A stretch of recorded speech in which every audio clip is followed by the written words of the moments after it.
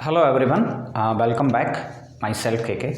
आज की जो क्लास है उसमें अपन कुछ सेक्शंस स्टैंडर्ड कोड्स के बारे में पढ़ने वाले हैं। ठीक है, अपन सब्जेक्ट स्टार्ट कर चुके हैं design of steel structure. Basic knowledge में अपन ने पढ़ लिया था कि डिज़ाइन ऑफ स्टील स्ट्रक्चर के एडवांटेजेस क्या हैं, आरसीसी के ऊपर अपन इसको क्यों यूज़ करते हैं।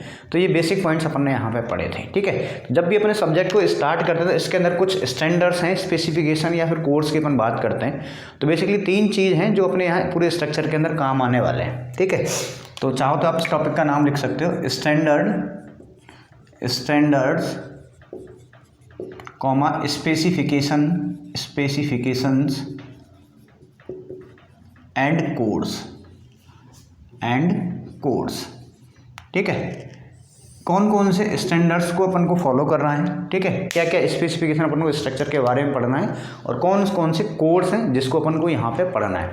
तो देखो बेसिकली अब पहले तो अपन इन तीनों को चीज़ों को समझते हैं कि स्टैंडर्ड क्या होता है। ठीक है, जैसे नहीं होता कि भाई इसने अपने एक स्टैंडर्ड सेट कर लिए। ठीक है, तो स्टैंडर्ड के अंदर बेसिकली क्या है, कुछ टेक्निकल डेफिनेशंस हैं जिसको अपन कह देते हैं स्टैंडर्ड्स।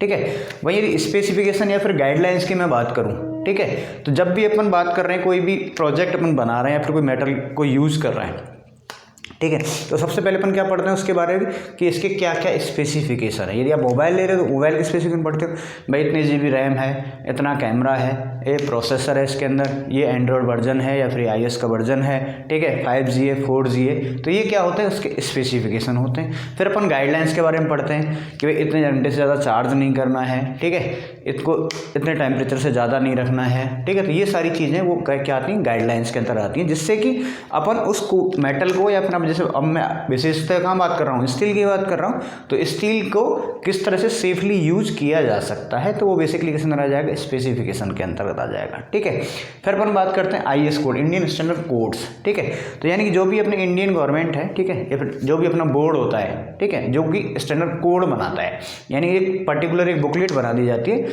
जिसके अंदर सारे स्पेसिफिकेशंस को, स्टैंडर्ड्स को और गाइडलाइंस को लिख दिया जाता है रिटर्न के अंतर्गत। ठीक है, कि अब इसकी हेल्प से आप ये आगे प्रोसेस कर लो। एक तरह से वो क्या हो गया, आपको एक गाइडलाइन बुक हो गई, गाइड बुक हो गई। ठीक है, कि इसके अंदर आप ये सारी चीज़ें करते चलो। तो अपन स्टील स्ट्रक्चर अंदर जो यूज आने वाली हैं बेसिकली मैं उनके बारे में बता देता हूँ। सबसे पहले एक तो अपन IS स्टैंडर्ड बुक की अपन बात करते हैं। ठीक है, तो एक IS हैंडबुक होती है। क्या होती है भाई, IS हैंडबुक अपन पढ़ते हैं। ठीक है, IS handbook number 1।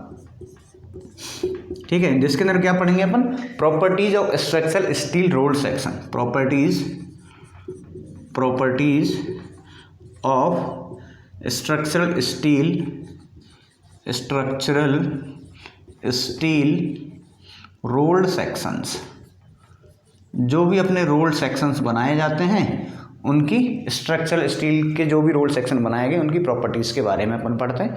Rolled sections क्या होता है उस पर भी मैं अभी आने वाला हूँ। ठीक है, सेकंड जो अपन पढ़ते हैं IS 875 कोड। ये क्या है भाई, मेरा कोड है IS 875 1987। बेसिकली इस कोड को जो पढ़ा जाता है वो बेसिकली इसलिए पढ़ा जाता है डिज़ाइन लोड्स के लिए। ठीक है, तो इस कोड का नाम क्या है, IS 875 1987 कोड्स ऑफ प्रैक्टिस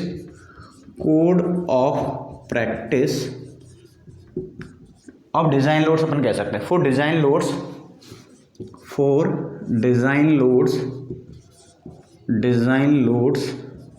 और डिज़ाइन लोड्स किसके ऊपर, बिल्डिंग और स्ट्रक्चर के ऊपर। ठीक है, फॉर बिल्डिंग एंड स्ट्रक्चर्स, जो भी बिल्डिंग और स्ट्रक्चर्स हैं जिनके ऊपर क्या आने वाले हैं, जो डिफरेंट टाइप के लोड्स आने वाले हैं उनके बारे में अपन पढ़ते हैं IS 87 1987। ठीक है, इसके भी 5 पार्ट हैं। यदि अपन पार्ट फर्स्ट की बात करें, IS स्टैंडर्ड की बात करें 875 पार्ट फर्स्ट, तो पार्ट फर्स्ट के अंदर बेसिकली आपको दिया जाएगा वो डेड लोड्स के बारे में बताएगा। किसके बारे में भाई, डेड लोड्स यानी कि जो परमानेंट लोड है उनके बारे में बताया जाएगा, जो कभी चेंज नहीं होते हैं। जब भी स्ट्रक्चर को जब कंस्ट्रक्ट किया जाता है तो उनको उस तरह से हमेशा कंसीडर करके किया जाता है। ठीक है, नेक्स्ट अपन बात करते हैं पार्ट सेकेंड की। पार्ट सेकेंड के अंदर अपन पढ़ेंगे लाइव लोड्स के बारे में, जो कि अपने टेम्परेरी लोड होते हैं फिर अलग से इनको ऊपर सुपर इम्पोज करते हैं। इनको कई बार इम्पोज लोड भी बोल दिया जाता है। ठीक है, वहीं पार्ट थर्ड की अपन बात करें, पार्ट थर्ड के अंदर जो कंसीडर किया जाता है वो बेसिकली किया जाता है विंड लोड कि विंड लोड को कैसे कैलकुलेट किया जाएगा, किस टेरेन के अकॉर्डिंग कितना लोड कंसीडर करना है अपन को, कुछ फैक्टर्स हैं जो कहाँ कहाँ क्या क्या मेजर करने हैं, ठीक है। डेड लोड के अंदर बेसिकली ज़्यादातर मटेरियल का क्या होता है, सेल्फ वेट होता है, ठीक है, उसको कंसीडर किया जाता है। पार्ट 4 की जब मैं बात कर रहा हूँ तो पार्ट 4 के अंदर अपना जो आता है वो आता है बेसिकली स्नो लोड, ठीक है। स्नो लोड यानी बहुत सारे ऐसे रीजन हैं जहाँ पे स्नोफॉल होता है, ठीक है, तो स्नोफॉल कितने फीट तक हुआ तो वो जम जाएगा, तो उसका कितना, उसके ऊपर लोड को कंसीडर किया जाएगा। और लास्ट में यदि पार्ट 5 की बात करें तो वहाँ डिफरेंट कॉम्बिनेशंस को देखा जाता है, ठीक है। तो इसके लिए अपन कह सकते हैं combination of loads, combination of loads इसको कंसीडर किया जाएगा, ठीक है। नेक्स्ट जो अपने काम आने वाला है जो सबसे ज़्यादा इम्पॉर्टेंट है वो ये है, ठीक है, IS 800 2007, IS 800 2007, ठीक है, code of practice, code of practice for, code of practice for use of structural steel, for use of structural steel, use of structural steel in general building construction, ये इसका कोड का नाम है। In general construction of buildings, construction of buildings, ठीक है। तो सबसे पहले तो आपको यही चीज़ याद रखनी है, हैंडबुक यूज करनी है। फिर कोड के बारे में कई बार ऑब्जेक्टिव में पूछ लिया जाता है, पार्ट फर्स्ट किसके लिए, सेकंड किसके लिए, थर्ड किसके लिए, फोर्थ किसके लिए, फिफ्थ किसके लिए, और IS स्टैंडर्ड स्टील के लिए कौन सा कोड जो मोस्ट प्रेफरेबली यूज किया जाता है उसके बारे में आप बताइए, ठीक है। अब इन कोडों से जब भी मैं यूज लूँगा, डेटा कोई भी वहाँ से लूँगा तो मैं आपको बता दूंगा ये इस कोड से लिया हुआ है, इस क्लॉज के अंतर्गत से अपन ने इसको कंसिडर किया हुआ है।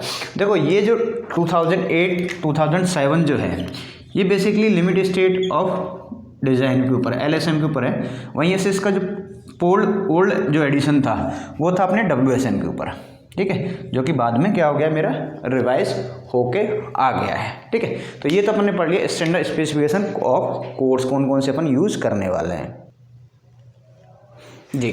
अब अपन बात कर लेते हैं रोल्ड स्टील सेक्शंस की। तो देखो रोल्ड स्टील सेक्शंस क्या होते हैं कि जब भी अपन बात करें मेटल की, ठीक है, अपन ने आयरन लिया, ठीक है, अब आयरन से ही अपन को क्या बनाना है, स्टील के सेक्शंस बनाने, यानी स्टील के सेक्शंस बनाने। यदि इन स्टील्स को रोलिंग प्रोसेस के थ्रू फॉर्म किया हुआ है, जैसे मान लिया कि मैंने एक रोलर यहाँ पे बना दिया, एक रोलर यहाँ बना दिया और एक रोलर मैंने यहाँ बना दिया, ठीक है, और यहाँ मेरा क्या है, कोई मटेरियल है, तो इस मटेरियल को क्या करूँगा मैं, इसके थ्रू क्या करूँगा, पास करा दूँगा। तो इन दोनों के बीच में से होते पास करता जाएगा, तो ये क्या हो जाएगा, रोल्ड शीट यहाँ पे मेरे को मिलती जाएगी इन दोनों के बीच में प्रेस होने के बाद में। इसको इस आगे से रोटेट करते हुए चले जाएंगे तो ये क्या हो जाएगा, ये पूरे को प्रेस करता हुआ चला जाएगा। तो इस तरह से मेरी क्या हो जाती है, एक रोलिंग हो जाती है। जब भी अपन मेटल जो होता है उससे फॉर्म किया जाता है, मेरा रोल्ड सेक्शंस किया जाता है। अब देखो बेसिकली जो रोलिंग भी है उसको भी दो टाइप से अपन क्लासीफाई कर सकते हैं। एक तो अपना होता है hot rolled section, hot rolled sections, hot rolled sections, और एक अपने होते हैं भाई cold rolled section, cold rolled sections. यानी कि बेसिकली जो दो रोलर हैं, ठीक है, जो दो रोलर हैं उनके बीच अपन मटेरियल को पास करेंगे तो वो रोल करके क्या हो जाएगा, उसका सेक्शन है वो एक डिजायर्ड शेप के अंदर आने चला जाएगा, उसकी थिकनेस है वो क्या हो जाएगी, स्क्वीज हो जाएगी, या फिर अपन क्या हो जाएगी, रिड्यूस होकर वो अपन को सेक्शन मिल रहे हैं। अब यदि जो टेम्परेचर है जिसके ऊपर रोलिंग की जा रही है, ठीक है, यदि जो टेम्परेचर है वो जिस पर रोलिंग की जा रही है तो उस टेम्परेचर की वैल्यू यदि क्या है, रिक्रिस्टलाइजेशन टेम्परेचर से ज़्यादा है, किससे, इफ़ ग्रेटर देन रिक्रिस्टलाइजेशन, यानी कि जो भी क्रिस्टल्स बनते हैं मटेरियल के अंतर्गत, ठीक है, उस टेम्परेचर से ज़्यादा है, ठीक है, तो वो मेरा क्या कहलाएगा भाई, हॉट रोल्ड सेक्शन कहलाएगा, ठीक है। तो रिक्रिस्टलाइजेशन सेक्शन की अपन बात करें, टेम्परेचर की बात करना, रिक्रिस्टलाइजेशन टेम्परेचर, यदि इससे वैल्यू ज़्यादा है जिस टेम्परेचर पर रोलिंग की जा रही है तो वो सेक्शन तो मेरे क्या कहलाएंगे, हॉट रोल्ड सेक्शन कहलाएंगे। और वहीं यदि टेम्परेचर की जो वैल्यू है वो क्या हो, लेस देन रिक्रिस्टलाइजेशन टेम्परेचर से कम हो, देन जो रोलिंग की जाएगी वो मेरी क्या कहलाएगी भाई, कोल्ड रोल्ड सेक्शंस मेरे कहलाएंगे, ठीक है। यहाँ तक की कहानी हो गई मेरी खत्म। अब अपन देखते हो रोल्ड सेक्शन। अब इसके अलावा देखो एक चीज़ और होती है जिसको अपन बोलते हैं बिल्ट अप सेक्शंस, क्या बोल देते हैं भाई, बिल्ट अप सेक्शंस। तो बेसिकली बिल्ट अप सेक्शन क्या है, बिल्ट अप का मतलब क्या होता है, बनाना, अल्टीमेटली क्या होता है, बनाना। यानी कि जो रोल्ड सेक्शंस अवेलेबल नहीं होते हैं तो अपन क्या करते हैं, दो या फिर more, two and more than two, two और मोर देन टू। यदि रोल्ड सेक्शन को क्या कर दिया जाए, ऐड कर दिया जाए, ये दो या दो से ज़्यादा रोल्ड सेक्शन को ऐड करके कोई नया सेक्शन बनाया जाता है तो मेरा क्या कहलाता है भाई, बिल्ट अप सेक्शन कहलाता है। ठीक है, अब कुछ मैं बताऊंगा यहाँ पे रोल्ड सेक्शन के शेप और डायमेंशंस के बारे में। ठीक है, इन कौन कौन से शेप के अपन को रोल्ड सेक्शन मार्केट के अंतर्गत अवेलेबल है। अब रोल्ड सेक्शन समझ में आ गया, जो रोलिंग के थ्रू, ठीक है, जब मैटर को क्या किया, स्क्वीज किया हुआ है, फिर उसकी थिकनेस को रिड्यूस किया हुआ है या फिर किसी शेप में डाला हुआ है तो उसको अपन क्या कह देते हैं, रोल्ड सेक्शन कह देते हैं। हॉट रोल्ड सेक्शन कब होगा, जब भी अपन रोलिंग कर रहे थे तो टेम्परेचर मेरा क्या था, यदि रिक्रिस्टलाइजेशन टेम्परेचर से ज़्यादा था तो मेरा क्या कहलाएगा, हॉट रोल्ड सेक्शन कहलाएगा। यदि उस टेम्परेचर से कम है तो मेरा क्या कहलाएगा, कोल्ड रोल्ड सेक्शन कहलाएगा। यदि दो या दो से ज़्यादा रोल्ड सेक्शन को मिला के यदि कोई सेक्शन बनाया जाता है वो मेरा क्या कहलाता है, बिल्ट अप सेक्शन कहलाता है। क्या कहलाता है भाई, बिल्ट अप सेक्शन कहलाता है। ठीक है, जैसे अभी अब और एग्जांपल समझिए, जैसे पहले मैं आपको रोल्ड सेक्शन बताऊंगा, उसके बाद ऐड करके मैं आपको क्या बता दूंगा, बिल्ट अप सेक्शन भी बता दूंगा। ठीक है, तो अभी अपन बात कर रहे हैं कुछ रोल्ड स्ट्रक्चरल शेप्स की। Rolled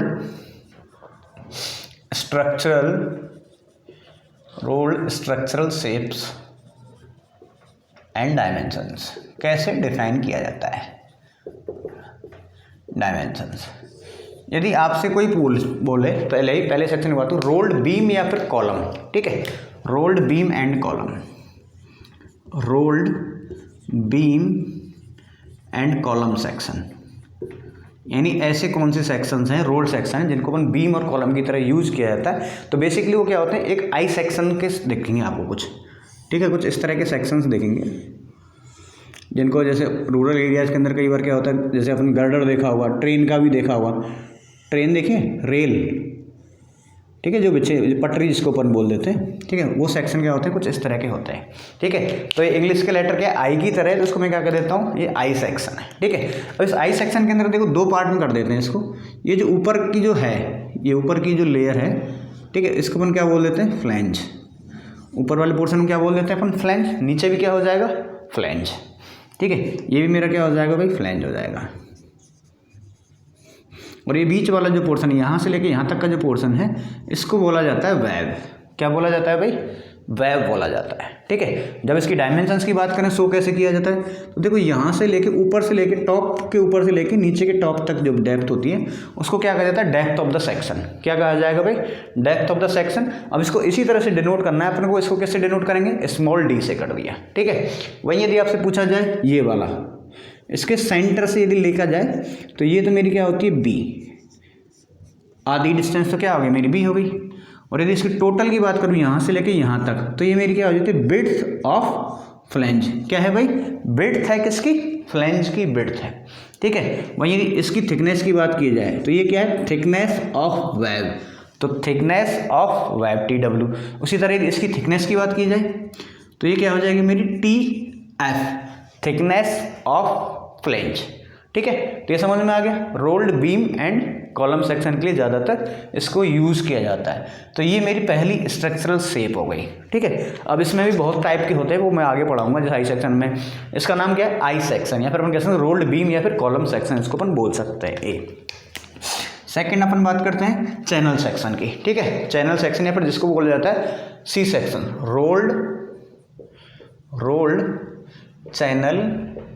rolled channels. ठीक है, या तो रहा है ना, देख तो रहा है ना भाई, ये रोल्ड चैनल्स। ठीक है, तो देखो चैनल सेक्शन को अपन क्या कहते हैं, सी सेक्शन भी बोल देते हैं कई बार। ये क्या होगा, जैसे इंग्लिश का लेटर होता है सी, उसी तरह का होता है। ठीक है, तो इसको कुछ इस तरह से बनाया जाएगा। इसके अंतर्गत ये जो डेप्थ हो जाएगी वो क्या हो जाएगी, यहाँ से लेके यहाँ तक की क्या हो जाएगी, मेरी ओवरऑल डेप्थ हो जाएगी। ठीक है, यहाँ से यहाँ तक मेरी ओवरऑल डेप्थ हो गई। अगेन ये मेरा क्या हो जाएगा, TF, यानी कि ये वही फ्लैंज है। इसको मैं क्या नाम दे दूंगा भाई, फ्लैंज। इसको मैं क्या नाम दे दूंगा भाई, वेब। ये मेरी क्या हो जाएगी, अगेन फ्लैंज हो जाएगी। ठीक है, यहाँ से यहाँ तक की जो बिड्थ है वो क्या हो जाएगी, मेरी बिड्थ ऑफ फ्लैंज। ठीक है, क्लियर हो गई यहाँ से यहाँ तक की। बी ये हो गई। तो ये मेरा क्या हो गया, नेक्स्ट सेक्शन हो गया। अभी और सेक्शन की यदि मैं बात कर लेता हूँ, चलो तीसरा नंबर इसी में बना देता हूँ, ठीक है। थर्ड सेक्शन की बात करें, यदि आपने देखा हो कई बार एंगल सेक्शन उसको बोलते हैं या फिर एल सेक्शन बोल देते हैं, ठीक है। एल सेक्शन या फिर एंगल सेक्शन, एंगल्स सेक्शन। तो और ये कैसे होंगे, ये कुछ इस शेप के होंगे, एल शेप के, ठीक है। ये कैसे होंगे, कुछ एल इस तरह से, ये कुछ इस तरह से शो किए जाएंगे। और भाई इनकी इन दोनों पोर्शन को क्या कहा जाता है भाई, लेग्स। क्या बोला जाता है भाई, लेग्स। अब यदि दोनों की ये जो यहाँ से लेके यहाँ तक की जो लेंथ है, ठीक है, जिसको अपन लेग्स कह रहे हैं, जैसे मान लीजिए L1 है और ये L2 है, यदि ये दोनों की सेम है तो मैं क्या कह दूंगा, इक्वल एंगल्स। यदि ये अलग अलग है तो मैं क्या कह दूंगा, अनइक्वल एंगल्स, ठीक है। इसकी जो थिकनेस है वो दोनों की क्या होती है, सेम होती है हमेशा ही, ठीक है। कैसे शो करेंगे वो मैं और आगे बताने वाला हूँ अभी। नेक्स्ट फोर्थ की अपन बात करते हैं टी सेक्शन, ठीक है। क्या बोल देते हैं, टीज या फिर टी सेक्शन, कुछ ही बोल सकते हैं आप, या तो आप इसको टीज बोल दो, ठीक है, या तो इसको क्या बोल दो, टी, या फिर अपन इसको ऐसे लिख सकते हैं, T sections. Again T section क्या है, इंग्लिश के लेटर टी की तरह होगा। अब इंग्लिश का लेटर टी कैसा होता है भाई, कुछ इस तरह का, ठीक है। तो इसके अंदर भी अगेन क्या होता है, ये वाला पोर्शन इसको तो अपन क्या कह देते हैं, फ्लैंज। ये तो मेरा क्या हो गया भाई, फ्लैंज हो गया, और ये मेरा क्या हो गया, वेब हो गया। वहीं थिकनेस की बात करूंगा तो ये क्या हो जाएगी मेरी, टी। भाई इसको तो मैं क्या कह दूंगा, टी एफ यानी थिकनेस ऑफ फ्लैंज। इसको मैं क्या कह दूंगा, टी डब्ल्यू यानी थिकनेस ऑफ वेब। और यहाँ से ऊपर से लेकर नीचे तक की जो डेप्थ हो जाएगी वो उसको क्या कह दूंगा मैं, डेप्थ, ओवरऑल डेप्थ, ठीक है। वहीं यदि बी की बात करते हैं तो यहाँ के सेंटर से लेकर ये आउटर का जो होता है उसको मैं क्या कह देता हूँ, बी। और यदि यहाँ से यहाँ तक की बात करूँ तो टोटल विड्थ ऑफ फ्लैंज जो क्या हो जाएगी, यहाँ तक हो जाएगी, ठीक है। तो ये कुछ सेक्शंस हो गए। इसके अलावा अब कुछ हॉलो सेक्शंस भी आपने देखे होंगे। हॉलो का मतलब क्या होता है, खोखले, ठीक है। तो वो भी अपन यहाँ पे बना लेते हैं,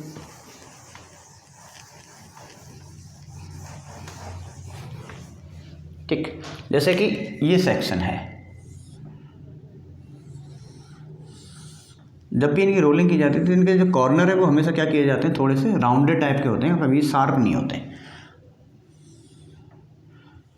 चारों ही, ठीक है। चारों ही एक तरफ है, मैं ड्राइंग थोड़ा सा ऐसे ही बना दिया है। अब ये देखो इसकी ये जो विड्थ है, मान लीजिए इसकी विड्थ मेरी क्या है, कैपिटल बी है, ठीक है। और ये क्या होगी, इसकी डेप्थ हो जाएगी, मान ली क्या होगी, कैपिटल डी है। और यदि डी और बी दोनों ही बराबर हैं तो मैं क्या कह दूंगा इसको भाई, स्क्वायर हॉलो सेक्शन। क्या हो जाएगा भाई, ये स्क्वायर हॉलो सेक्शन। ये तो मेरा हो गया स्क्वायर हॉलो सेक्शन। वहीं यदि ये अलग अलग होती, भाई मान लिया कि इसकी जो विड्थ है वो विड्थ और डेप्थ क्या हो, अलग अलग हो। मान लिया मैं डेप्थ को थोड़ा सा ज़्यादा कर देता हूँ, ये हो गया भाई।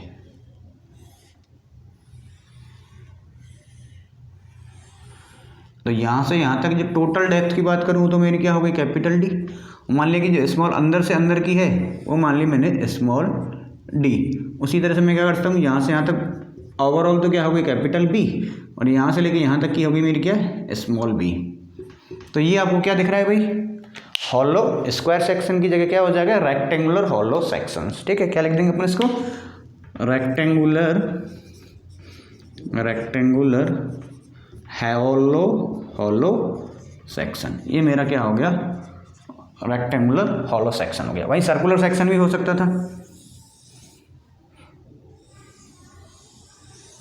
ठीक है। तो ये मेरा क्या हो जाएगा, सर्कुलर सेक्शन। ओवरऑल डेप्थ में क्या कर दूंगा भाई, कैपिटल डी, और अंदर से अंदर की मैं क्या कर दूंगा, स्मॉल डी। तो इस तरह से रिप्रेजेंट किया जा सकता है। नाम क्या होगा इसका, सर्कुलर हॉलो सेक्शन। ये क्या हो गया भाई मेरा, सर्कुलर हॉलो सेक्शन। इसको मैंने क्या नाम दे दिया, सर्कुलर हॉलो सेक्शंस, ठीक है। इसके अलावा कुछ सॉलिड सेक्शंस भी तो होते हैं। तो ये तीनों तो मेरे किसके अंदर आ जाएंगे भाई, हॉलो सेक्शंस के अंतर्गत मैं इनको कर लूँगा कंसीडर, ठीक है। अब बात करते हैं अपन नेक्स्ट। इसको मैं मिटा देता हूँ, यहीं पे लिख देते हैं नेक्स्ट।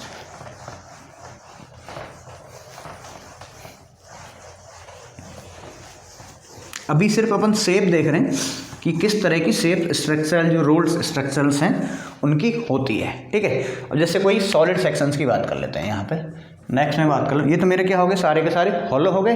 अब मैं क्या बात कर रहा हूँ, सॉलिड सेक्शंस हैं, ठीक है। तो जैसे कि ये सॉलिड सेक्शन है तो इसको मैं क्या कह दूंगा भाई, ये स्क्वायर दिख रहा है अपन को, तो इसको मैं क्या कह दूंगा, स्क्वायर बार्स कह दो, इसको नाम रख देते हैं अपन बार्स, ठीक है। यानी कोई एक स्क्वायर बार हो सकती है, स्क्वायर हो सकती है, बार मेरी कैसी क्या हो सकती है, सर्कुलर भी हो सकती है, ठीक है। तो ये दोनों ही क्या है, बार हैं, इनको अपन ने नाम दे दिया। ये तो मेरी हो गई स्क्वायर और ये होगी मेरी सर्कुलर बार, ये ठोस रहेंगी ना, सॉलिड है ये, ठीक है। तो ये तो मेरी क्या हो गई, बार हो गई। वहीं अपन बात करते हैं एक होता है फ्लैट्स। क्या होता है भाई, फ्लैट्स, यानी कि प्लेट है, फ्लैट का मतलब इस तरह का कुछ रेक्टेंगल ही है, ठीक है। अब यदि फ्लैट और एक होता है मेरा प्लेट्स, ये तो फ्लैट हो गया और एक हो गया मेरा प्लेट्स। तो देखो फ्लैट और प्लेट्स में थोड़ा सा याद रखना है, यदि मेरी जो विड्थ है वो क्या हो, approximately greater than equal to 900 mm हो, तो अपन उसको क्या कह देते हैं, प्लेट्स। क्या बोल देते हैं भाई, प्लेट्स। वहीं यदि वो क्या हो, 400 से less than equal to 400 mm हो, तो उसको अपन बोल देते हैं फ्लैट्स, ठीक है। तो ये मेरे क्या हो गए, कुछ सेक्शंस हो गए। फ्लैट्स क्या होता है, सर्कुलर क्या होता है, ये शायद मेरे हिसाब से आपको क्लियर हो गई होंगी। ये बार हो गई, सॉलिड स्क्वायर हो सकती है या फिर सर्कुलर हो सकती है। ये फ्लैट्स हो गए, ये प्लेट्स हो गए, ये मेरे हॉलो सेक्शंस हो गए। अपन आई सेक्शन की बात करी, चैनल सेक्शंस की बात करी, टी सेक्शंस की बात करी और एंगल सेक्शंस की बात करी, ठीक है। तो यहाँ तक तो अपन ने सिर्फ शेप के बारे में पढ़ा है। अब जैसे आई सेक्शन ही है, ठीक है, एक आई सेक्शन ही है, यानी शेप तो उसकी कैसी, आई सेक्शन जैसी है, लेकिन उसके अंतर्गत भी सेक्शंस क्या होते हैं, अलग अलग होते हैं, ठीक है। तो उस डिटेल्स के बारे में अब मैं बात करने वाला हूँ, तो मैं इसको यहाँ से मिटा देता हूँ, ठीक है। अब अपन बात करें नेक्स्ट स्ट्रक्चरल शेप्स के अकॉर्डिंग उनके क्लासिफिकेशन की बात करने वाले हैं। तो अभी जो अपन बात कर रहे हैं, अब बात करेंगे स्टैंडर्ड स्ट्रक्चरल स्टील सेक्शंस, ठीक है। Standard structural steel sections, standard structural steel sections. अब बात कर लेते हैं अपन इनकी, ठीक है। इसमें स्ट्रक्चरल स्टील सेक्शंस के अंदर फर्स्ट जो अपन पढ़ रहे हैं, ठीक है, वो आई सेक्शन पढ़ लेते हैं। क्या पढ़ लेते हैं भाई, आई सेक्शन। तो देखो आई सेक्शन जब भी अपन बना रहे हैं तो आप कैसे भी बना सकते हो, चाहो तो आप ऐसे बना सकते हो,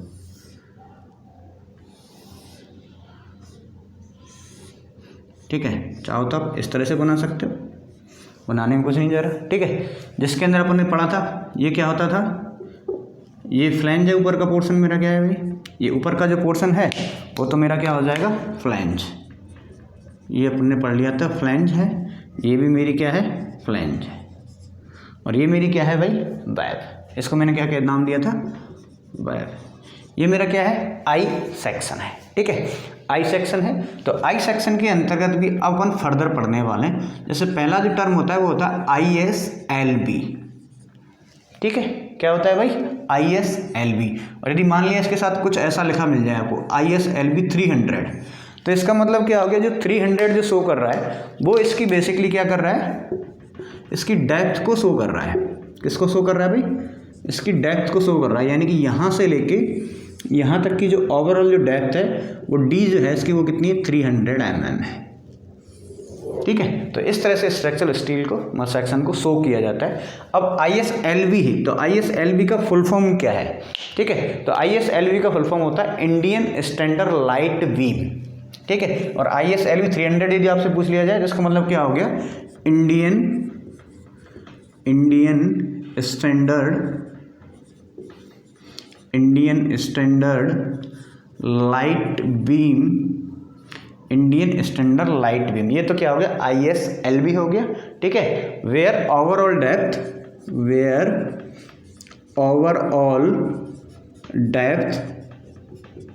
इज 300 mm। तो इसकी ओवरऑल डेप्थ कितनी है मेरी, 300 mm है। ये क्या होता है, मेरा एक्स एक्सेस हो जाएगा और ये मेरा क्या हो जाएगा, वाई एक्सेस हो जाता है। एक्सेस तो आपको क्लियर है ही पहले से, ठीक है। तो इस तरह से मैंने क्या कर दिया, ये ISLB हो गया, ठीक है। अब इसके क्या है, जब भी अपन बात कर रहे हैं इस सेक्शन को, अब इसको बीम सेक्शन ही कहते हैं बेसिकली। जो आई सेक्शन होता है उसको हम क्या कह देते हैं, बीम सेक्शन कह देते हैं। कि इसके अंदर जो बेसिकली जो जितनी भी मैक्सिमम बेंडिंग स्ट्रेस जो जनरेट होने वाली है, ठीक है, जो कि अपन पढ़ते आते हैं कि कुछ बेंडिंग स्ट्रेस जनरेट होती है, कोई शियर स्ट्रेस जनरेट होती है। तो इसमें जो मैक्सिमम जो बेंडिंग स्ट्रेस जनरेट होती है उस बेंडिंग को कौन बियर करता है, फ्लैंजेस बियर करता है, ठीक है। और जो शियर जनरेट होगा उसको कौन रजिस्ट करेगा, मेरा वेब, ठीक है। तो एक पॉइंट आप यहाँ लिख सकते हैं, maximum bending stress, maximum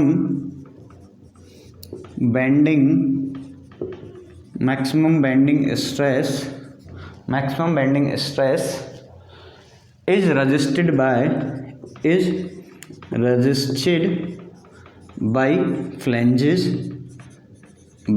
flanges, यानी कि जितनी भी मैक्सिमम बेंडिंग स्ट्रेस है वो किसके द्वारा रजिस्ट की जाती है भाई, फ्लैंजेस के द्वारा। एंड मैक्सिमम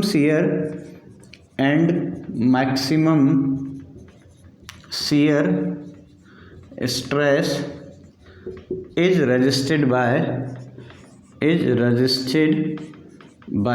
वेब, यानी बियर मतलब शियर को तो कौन ले रहा है, वेब ले रही है, और बेंडिंग स्ट्रेस को मेरी क्या ले रही है, मेरी अपनी फ्लैंजेस ले रही हैं। अब इनको जो सेक्शंस हैं ISLB जो है, ISLB जो सेक्शंस हैं इनको मोस्टली जो यूज़ किया जाता है वो रूफ बीम्स, यानी कि जो ट्रस पड़े ना अपनी ट्रफ्स, ठीक है, जो इस तरह के ट्रायंगल शेप के होते हैं, रूफ्स जो होती हैं वहाँ पे इनको यूज़ किया जाता है।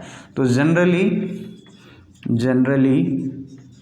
यूज्ड इन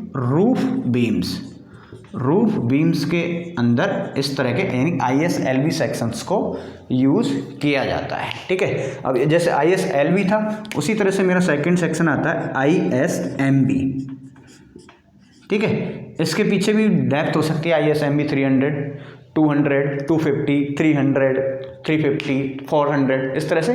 वो बेसिकली जो 300 दिखा रहा है, क्या दिखा रहा है, ओवरऑल उसकी डेप्थ को दिखा के यहाँ पे चल रहा है। अब यदि ISMB की आपसे यदि फुल फॉर्म पूछ ली जाए तो वो क्या होती है, Indian standard medium flange beam, ठीक है। इंडियन स्टैंडर्ड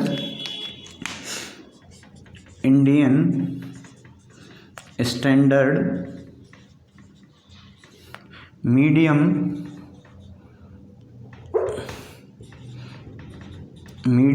फ्लैंज बीम, ठीक है, फ्लैंज बीम।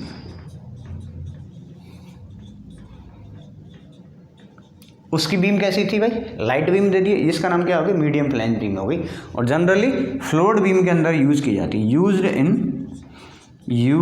इन फ्लोर बीम्स। ISMB है फ्लोर बीम्स के अंदर आ गया, वो रूफ सेक्शंस के अंदर आ गया। अब इसका जो मोमेंट ऑफ इनर्शिया है, ठीक है, देखो मोमेंट ऑफ इनर्शिया दोनों एक्सेस के अबाउट हो सकता है, एक तो एक्स एक्सेस के अबाउट और एक मेरे वाई एक्सेस के अबाउट। तो बेसिकली जो ISLB है, LB के कंपेरिजन में MB जो होता है उसका जो एक्स एक्सेस के अबाउट जो मोमेंट ऑफ इनर्शिया है वो क्या होता है, ग्रेटर होता है, ठीक है। अब यदि एक्स एक्सेस के अबाउट तो पूरा मोमेंट ऑफ इनर्शिया है, लेकिन इसके अबाउट नहीं है वाई एक्सेस के, तो बकलिंग किसके अगेंस्ट में होगी, बकलिंग मतलब जो मुड़ाव जो होता है, ठीक है, जो एक तरह से इस तरह से बकल जो होगी वो किस सेक्शन के अकॉर्डिंग होगी, बाई सेक्शंस के अकॉर्डिंग होगी। तो ये चीज़ अपन को याद रखना है, यानी हाई मोमेंट ऑफ रेजिस्टेंस किसके अबाउट है, एक्स एक्सिस के, तो जो लेटरल बकलिंग अगर होगी अबाउट द बाई एक्सिस, ठीक है। तो अपन यहाँ एक लाइन लिख लेंगे सिंपल सा, high moment of inertia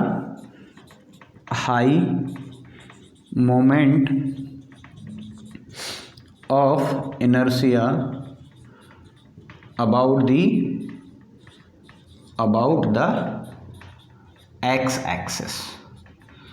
x axis के अबाउट, यानी इस एक्सेस के अबाउट ये इस तरह से बकल नहीं होगी, ठीक है, ये इस तरह से बकल होगी, लेटरल डायरेक्शन के अंदर बकल होगी।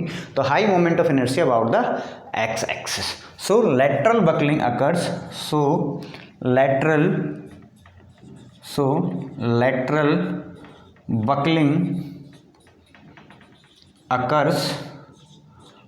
Lateral buckling occurs in y axis. तो बाई एक्सेस के अंदर क्या होती है, इसके अंदर लेटरल बकलिंग होने के चांसेस रहते हैं, ठीक है। नेक्स्ट अपन आते हैं थर्ड नंबर, ISWB ले लेते हैं, ठीक है, ISWB, ठीक है। तो WB का मतलब क्या हो गया, वाइड फ्लैंज, यानी फ्लैंज क्या है जिसकी वाइड है, जिसकी अपन ने क्या कर दी। इसके अंदर तो क्या होता है, LB के अंदर डेप्थ ज़्यादा होती है, ठीक है, इसके अंदर फ्लैंज की विड्थ ज़्यादा होती है, ठीक है। तो इंडियन स्टैंडर्ड फुल फॉर्म क्या हो जाएगी इसकी, Indian standard wide flange beam, Indian standard wide, Indian standard wide flange beams, wide flange beams, यानी कि जिसकी क्या है, फ्लैंज जो है वो क्या है, ज़्यादा वाइड है, ठीक है। तो कहाँ यूज होगी, जनरली यूज्ड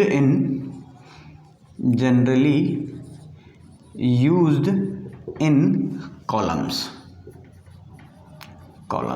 ठीक है। तो कॉलम्स के अंतर्गत ज़्यादातर इसको यूज़ किया जाएगा। अब इसका जो मोमेंट ऑफ इनर्शिया है वो क्या होगा भाई, यदि वाइड फ्लैंज है तो इसका वाई एक्सिस के अबाउट भी क्या होगा, अच्छा होगा, ठीक है। तो high moment of inertia about Y axis, so they have buckling strength about Y axis. High moment of inertia about Y axis, so अच्छी क्या रहेगी, मेरी बकलिंग स्ट्रेंथ रहेगी, ठीक है। So they have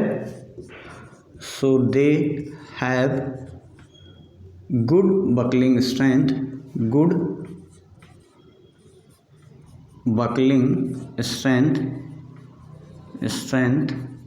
about Y axis. तो Y axis के अबाउट भी इसकी स्ट्रेंथ क्या होती है, अच्छी होती है। तो ये मेरा क्या हो गया, ISWB। अब और जैसे नाम रख देते हैं, ISJB, कई बार इनकी फुल फॉर्म भी पूछ ली जाती है, ठीक है। तो ISJB का मतलब क्या हो गया, इंडियन स्टैंडर्ड जूनियर बीम, ठीक है, इंडियन स्टैंडर्ड जूनियर बीम, ठीक है। इसका नाम क्या हो गया, इंडियन स्टैंडर्ड जूनियर बीम, ठीक है। इसको बेसिकली जहाँ पे लोड बहुत कम आता है मेरा, वहाँ पे इन तरह के सेक्शंस को यूज कर लिया जाता है, ठीक है।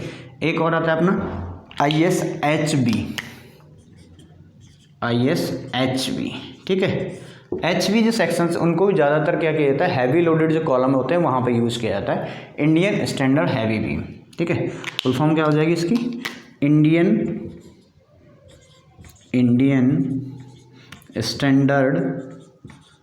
Standard heavy beam. मोस्टली कहाँ यूज़ की जाती है, mostly used where heavy loads in columns. जब कॉलम्स के अंदर क्या हो, हैवी लोड आता है, तो उस केस के अंतर्गत क्या किया जाता है, ISHB सेक्शंस को यूज किया जाता है। तो ये सारे तो मेरे क्या हो गए, आई सेक्शन के ही हो गए, ISLB, ISMB, ISWB, ISJB and ISHB, ठीक है। ये 5 तरह के सेक्शंस। अब इन सब की जो डिटेल है वो बेसिकली या तो देखो स्टील टेबल भी मिलती है, एक स्टील टेबल अपने आती है, अघोर की आती है, बहुत सारी स्टील टेबल्स आती हैं, उनके अंदर इन सारी स्पेसिफिकेशन दी जाती है। पर्टिकुलर सेक्शन है, जैसे आपको नाम दे दिया ISLB 300, तो वहाँ पे इसका 300 क्या दिखा रहा है, इसकी डेप्थ दिखाएगा, उसके साथ में उसमें उसका यूनिट वेट दिखाता रखता है, उसके साथ में उसकी विड्थ ऑफ फ्लैंज कितनी होगी, उसकी थिकनेस ऑफ फ्लैंज कितनी होगी, उसकी वेट मतलब थिकनेस ऑफ वेब कितनी होगी, ठीक है। ये सारा डेटा उसके अंदर होता है। उसका आई एक्सिस का अबाउट इनर्शिया क्या होगा, उसका वाई एक्सिस का अबाउट इनर्शिया क्या होगा, उसका सेक्शन मॉडुलस जेड एक्सिस क्या होगा, जेड वाई वाई क्या होगा, उसकी CG कहाँ पे होगी, ये सारा डेटा उस बुकलेट के अंदर, या तो आपको स्ट्रक्चरल जो स्टील की जो बुकलेट हैंडबुक आती है उसके अंदर ही मिल जाता है, और स्टील टेबल के अंतर्गत भी आपको मिल जाता है। इसका एरिया कितना होगा, टोटल जो एरिया है ISMB सेक्शन का वो कितना होता है। अब ये सारे सेक्शन ISLB है तो LB के सारे लिखे हुए हैं, फिर MB, WB, JB, HB, जितने भी एंगल सेक्शन है उनके बारे में सारी डिटेल कहाँ मिलेगी आपको, हैंडबुक के अंतर्गत, या फिर जो स्टील टेबल है उसके अंदर सारा डेटा आपको वहाँ से मिल जाता है, वो आपको बार बार कैलकुलेट करना नहीं होता है, ठीक है। तो इसको मैं अब यहाँ से रब कर देता हूँ। अब अपन बात करते हैं एंगल सेक्शंस की, ठीक है, angle sections.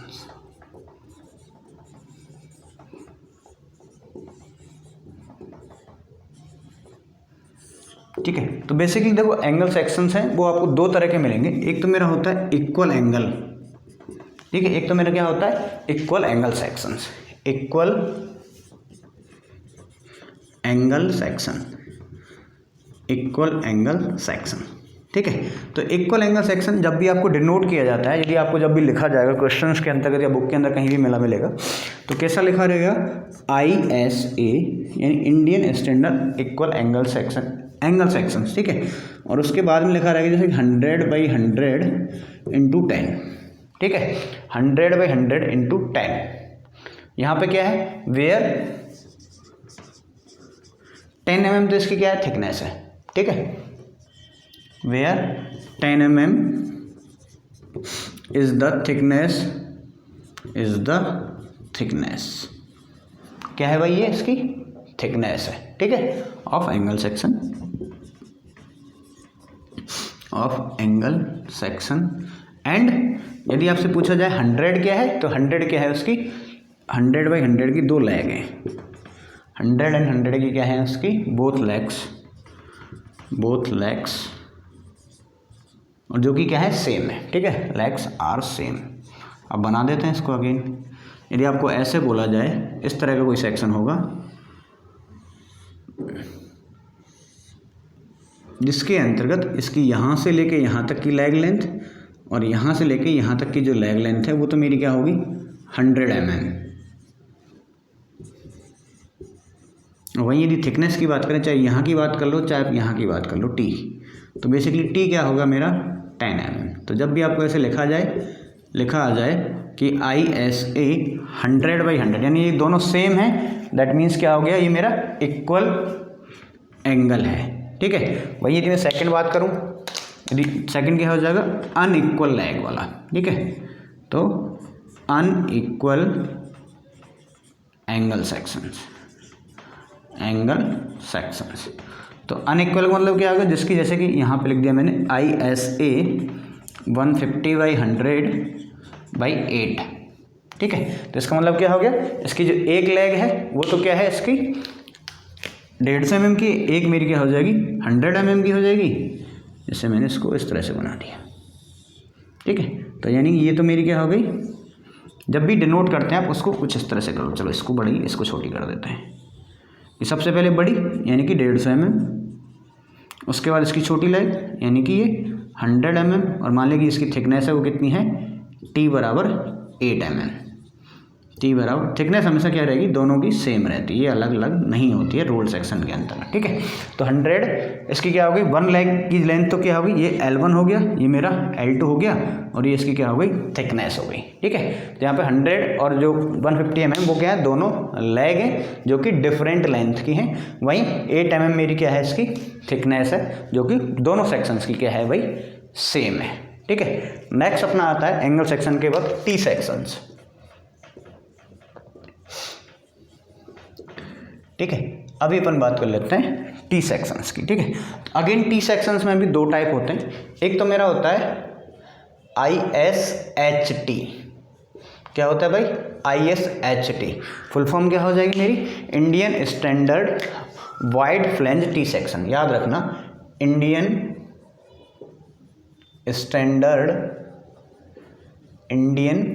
Standard wide flange T section, wide flange T section, wide flange T section. अब सीधा नाम से ही जाहिर हो रहा है, यानी जिसकी जो फ्लेंज है वो मेरी क्या होगी वाइड होगी, यानी कुछ इस तरह का सेक्शन होगा। यदि इस तरह का कुछ सेक्शन है तो इसको अपन क्या कह देंगे, ये ISHT है भाई, ठीक है भाई। नेक्स्ट जो अपना आ जाएगा ISST, क्या होता है भाई ISST, ठीक है ISST। तो इसकी फुल फॉर्म क्या हो जाएगी Indian standard log length, Indian standard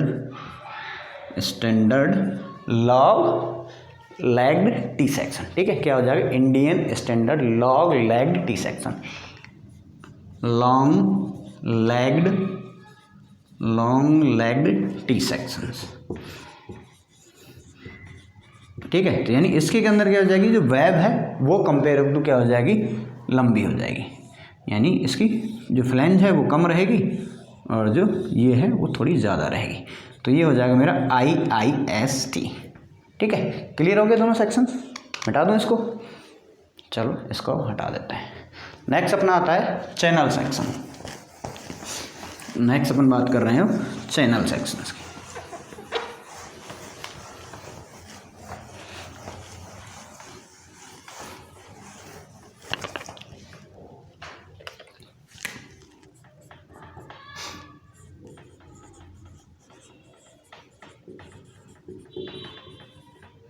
channel section जैसा कि अपन ने देखा था, जैसे आई सेक्शन होता है वो आई शेप का होता है, तो जो चैनल सेक्शन होता है वो मेरा क्या हो जाता है भाई, कुछ सी सेक्शन। इसको चैनल सेक्शन को अपन सी सेक्शन भी बोल देते हैं। ठीक है, इसके भी अगेन यहाँ क्या होता है, ज़्यादातर कहाँ यूज़ किया जाता है, परलिंस के अंदर। परलिंस कहाँ यूज़ करते हैं अपन, जब भी ट्रस बनाते हैं। ठीक है, आपने देखा हो जैसे रेलवे स्टेशन की जो रूफ होती है वो ट्रस होता है, जैसे इलेक्ट्रिसिटी खंभे होते हैं वो ट्रस होता है। कोई आपने इंडस्ट्रियल बिल्डिंग देखी होगी, ठीक है, जहाँ वर्कशॉप वगैरह होती हैं, टीन सेट के ऊपर जो बनती हैं उसको अपन क्या कहते हैं, ट्रसेस कहते हैं। ट्रसेस के अंतर्गत जो बीम्स होती हैं उनका नाम होता है परलिंस। ठीक है, तो वहाँ बेसिकली इसको आई सेक्शंस मतलब चैनल सेक्शंस को यूज़ किया जाता है रूफ के मटेरियल को सपोर्ट करने के लिए। ठीक है, तो इसके भी वही टाइप्स हैं जैसे अपने आई सेक्शन के पढ़े थे। जैसे पहले अपन ने पढ़ ले, नाम लिख देता हूँ सीधा यहाँ पे, IS, एक मिनट, पहला हो गया अपना ISJC। ठीक है, ISJC, तो JC का मतलब क्या हो गया, जूनियर चैनल सेक्शन है, यानी इंडियन स्टैंडर्ड तो है ही, Indian standard junior channel section, channel section. ठीक है, क्लियर हो जाएगा।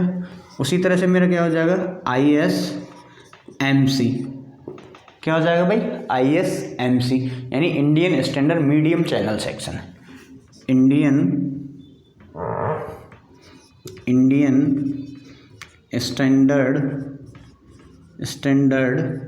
Medium channel section, Indian standard medium channel section हो जाएगा। उसी तरह से IS, जैसे अपन आई सेक्शन अंदर लिया था वो क्या सेक्शन, ISLC। तो ISLC का मतलब क्या हो जाएगा, Indian standard light channel section, Indian standard light channel sections.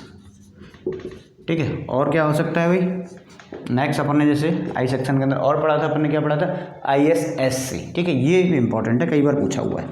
ISSC या तो टी सेक्शन की फुल फॉर्म पूरी होगा, क्योंकि इसके अंदर थोड़ा सा अलग होता है।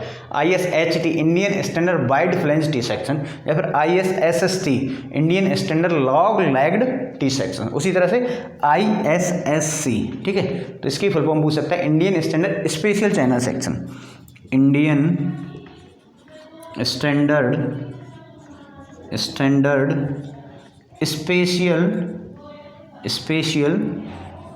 Channel section, special channel sections. ठीक है, तो ये कुछ एग्जांपल्स हो गए अपने किसके, चैनल सेक्शंस के। ठीक है, यहाँ तक की बात क्लियर हो गई। नेक्स्ट यदि आपसे पूछा जाए कई बार बॉक्स सेक्शंस, एक होता है अपना बॉक्स सेक्शंस जो कि मोस्टली कॉलम्स के अंतर्गत यूज किए जाते हैं, बॉक्स सेक्शंस। तो बॉक्स का मतलब क्या होगा, या तो क्या करें, देखो अपने पास एंगल सेक्शन है, तो या तो क्या करें, 4 एंगल सेक्शन को आप मैच करा दो ऐसे, तो ये क्या बन गया, एक बॉक्स बन गया। या फिर आप क्या कर सकते हो, 2 चैनल सेक्शन से ले लो, उनको भी जैसे बना सकते हो। तो ये बेसिकली कहाँ होता है, यूज कॉलम के अंतर्गत होता है, यूज्ड इन कॉलम्स। अब ये किसके अंदर आ गया भाई 2 से ज़्यादा रोल सेक्शन को मिला रहे हैं अपन, 2 या 2 से अधिक, तो ये बेसिकली क्या होता है, मेरा बिल्टअप सेक्शंस होता है। क्या होता है भाई, बिल्टअप सेक्शंस होता है, box sections use in basically columns. अभी और बात कर लेते हैं अपन, जैसे कि फ्लैट प्लेट होता है अपना एक,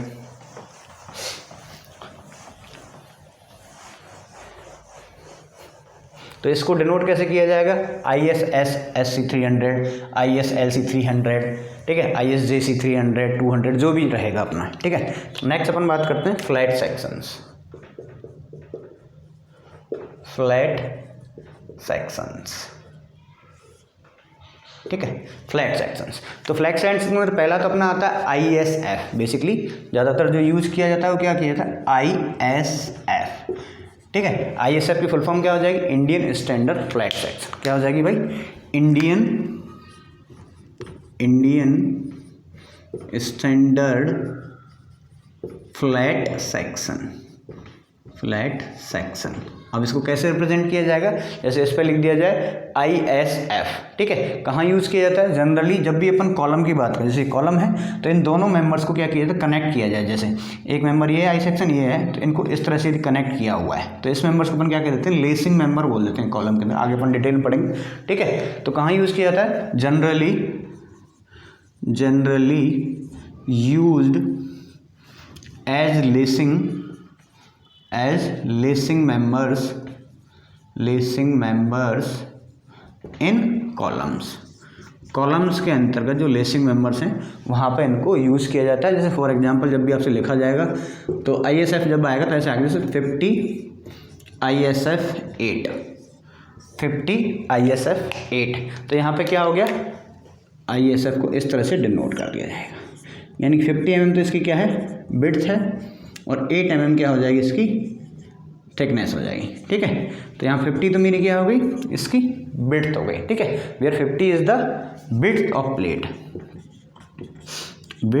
of plate and 8 mm is क्या हो जाएगी भाई, इसकी thickness of plate. Flat plate है जो भी है ये यहाँ पे डिनोट किया जाएगा। अब 50 mm है, सेंटीमीटर है, वो आपको वहाँ पे मेंशन मिल जाएगा कि ये क्या है, जो भी इसकी पर्टिकुलर साइज़ रहेगी, ठीक है। तो आज की क्लास में अपन ने पढ़ा जितने भी अपने स्टैंडर्ड सेक्शंस होते हैं, रोल सेक्शंस, उनको किस तरह से डिफाइन किया जाता है, किस तरह से उनको पहचाना जाता है, उनके क्या क्या डायमेंशंस होते हैं, किस तरह से उसको लिखा जाएगा, यदि कहीं पर लिखा आ जाए तो उसको कैसे समझा जाएगा, किस पर्टिकुलर सेक्शन को किस मेंबर के अंतर्गत यूज़ किया जाता है, ठीक है। तो आज की क्लास में सिर्फ इतना ही, बाकी मिलते हैं अपन नेक्स्ट क्लास के अंतर्गत। Thank you very much.